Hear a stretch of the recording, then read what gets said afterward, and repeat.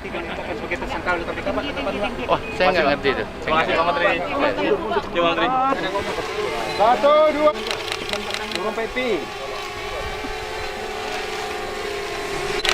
Ayo, udah. Oke, Pak. Luar biasa nih.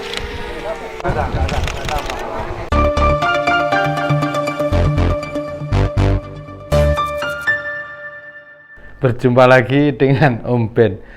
Salam seger waras.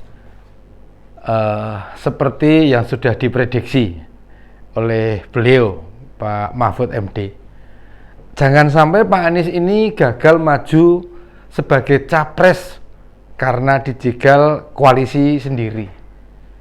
Ungkapan itu makin hari justru makin mendekati kenyataan. Kabar ini makin terbuka ketika setelah gelar kasus di KPK, Menteri Pertanian diusulkan untuk ditetapkan sebagai tersangka. Jika masih ada yang bertanya, apa hubungannya? Mari kita bedah bersama Om Ben kali ini. Nah, Pak Syahrul Yassin Limpo ini merupakan kader Nasdem dan menjadi Menteri Pertanian.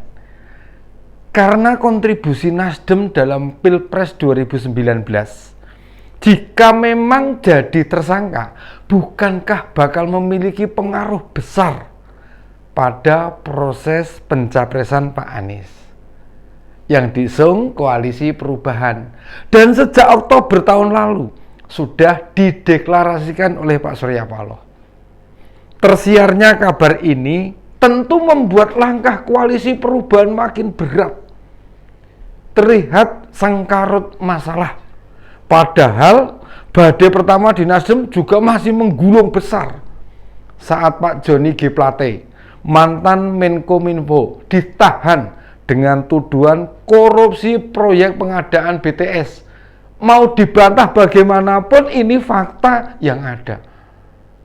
Sehingga tuduhan pemerintah atau Pak Jokowi yang menjegal itu jelas tuduhan ngawur serta yang mengada-ada. Kasus yang dihadapi Pak Menteri Pertanian ini sejak awal 2023 sudah disidik lembaga anti rasuah itu. Ini bukan perkara yang tiba-tiba, bukan perkara pesanan, apalagi titipan dari penguasa. Memangnya KPK bisa dititipin perkara? Menurut penjelasan KPK, kasus ini didalami karena laporan masyarakat, bukan berasal dari BPK, BPKP, atau Irjen Kementan. Artinya ada sekelompok masyarakat yang melihat kebijakan Pak Syahrul ini bisa merugikan negara. Masih dari keterangan KPK, kasus ini diduga menyeret dua pejabat penting di Kementan.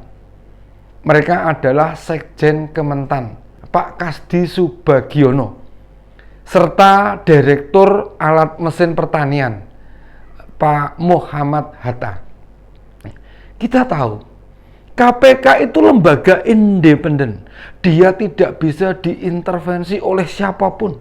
Sepanjang ada laporan kasus dan alat buktinya cukup, mereka tidak akan mundur. Tetap membawa kasus ini ke pengadilan tipikor. Artinya apa yang disampaikan oleh Pak Mahfud itu benar adanya. Bisa jadi banyak laporan yang masuk ke beliau. Pak Mahfud ini sepertinya sudah menyampaikan ke Pak Denny Indrayana nih, caleg Demokrat, yang otomatis bakal mendukung Pak Anies di Pilpres tahun depan ini.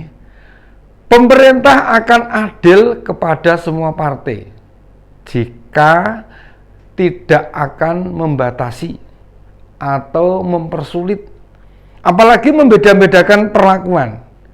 Jika ada penjegalan, dipastikan itu bukan dari pemerintah. Jangan sampai dijegal dari internal koalisi.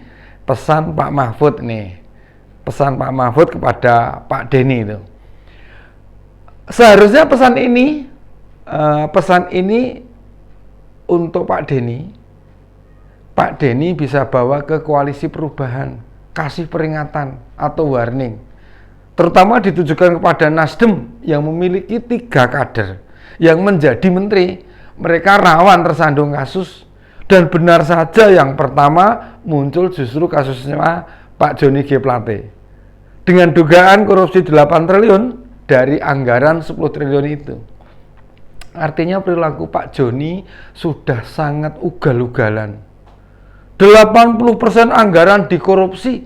Dan waktu kasus ini dibuka oleh Kejaksaan Agung, parpol koalisi perubahan diam 1000 bahasa. Tidak hanya Nasdem, namun juga Demokrat dan PKS. Bukankah itu menandakan jika yang dilakukan Sekjen Nasdem sudah keterlaluan? Bukankah kita sebagai masyarakat harus terus mendukung pemberantasan korupsi? Dari manapun partainya. Toh munculnya dugaan kasus korupsi Kementan atau ditangkapnya Pak Joni oleh Kejaksaan Agung bukan kasus korupsi pertama. Masih ingat ada Pak Idrus Marhan yang jadi menteri itu, menteri sosial dari Partai Golkar. Ada Pak Imam Nahrawi yang jadi Menpora dari PKB. Juga ada Pak Edi Prabowo dari Gerindra. Bahkan Pak Juliari Batubara dari PDIP. Semua harus menjalani proses persidangan. Apakah waktu itu ada penyebutan kriminalisasi atau penjegalan pada parpol? Pendukung pemerintah tidak ada sama sekali. Jadi tidak ada tuh kriminalisasi dari partai pendukung pemerintah, itu tidak ada sama sekali. Nih, terkuaknya dugaan korupsi Pak Menteri Pertanian ini. Ingat, masih dugaan. Tapi beritanya sudah kelewat melebar, tersebar kemana-mana. Hati-hati dengan informasi yang bisa jadi menambah ruwet. Soalnya apa? Soalnya Pak Denny Indrayana sudah menebarkan fitnah kalau munculnya kasus ini untuk menjegal Pak Anies sebagai capres. Sebagai ahli hukum, sudah selayaknya Pak Denny Indrayana melakukan analisis atas masalah yang dihadapi oleh Pak Joni G. Plate maupun yang akan dihadapi Pak Syahrul Yassin Limpo ini. Coba lakukan analisis. Apakah pengusutan oleh kejaksaan serta tindakan yang mungkin bakal diambil KPK itu menyalahi prosedur hukum? Fokus saja ke sana. Jika kedua kader Nasdem tadi tidak layak diadili, misalnya uangnya tidak mengalir ke kantong pribadi, atau kedua menteri itu benar-benar tidak tahu apa-apa, ya paparkan saja ke masyarakat. Sertakan bukti-bukti yang ada. Bila perlu, jadi pengacara mereka untuk menghadapi kasus itu. Kan status Anda calon anggota legislatif, jadi belum terkena larangan jadi lawyer. Nah, itu jauh lebih bisa diterima publik dibandingkan hanya keluar-keluar di medsos. Jika mereka tersangkut kasus sebagai bagian skenario menjegal Pak Anies Baswedan, bagaimana masyarakat mau percaya bila Pak Denny tidak menunjukkan bukti mereka diskriminalisasi? Sebagai pengacara internasional sampean Pak, harusnya Pak Denny memberi pencerahan bagi kita semua, rakyat jelata, membuka sejelas-jelasnya masalah ini dari sudut kacamata sampean, dari kacamata sudut Anda, dari sudut kacamata Anda. Sertakan bukti bahwa Pak Joni maupun Pak Syahrul itu sengaja dikasuskan. Entah itu rekaman audio, bukti fisik, bukti obrolan di WhatsApp, bahkan bila ada video sebarkan saja. Janganlah melakukan pembelaan dengan membabi buta begitu. Apa Pak Denny lupa? PKB, Gerindra, Golkar, bahkan PDIP itu koalisi pendukung pemerintah. Waktu kader mereka yang kebetulan jadi menteri dan terkena kasus korupsi, mereka diam saja, tidak merasa ditendang dari koalisi pendukung Pak Jokowi. Makanya kayaknya Pak Denny perlu diingatkan kembali. Kita akan angkat topi seandainya Pak Denny datang ke Nasdem, lalu berusaha mendalami kasus yang dihadapi Pak Joni. Minta bukti-bukti pendukung yang kuat. Benarkah Pak Joni dijadikan tersangka karena kepentingan pengusaha? Coba lakukan itu Pak Denny.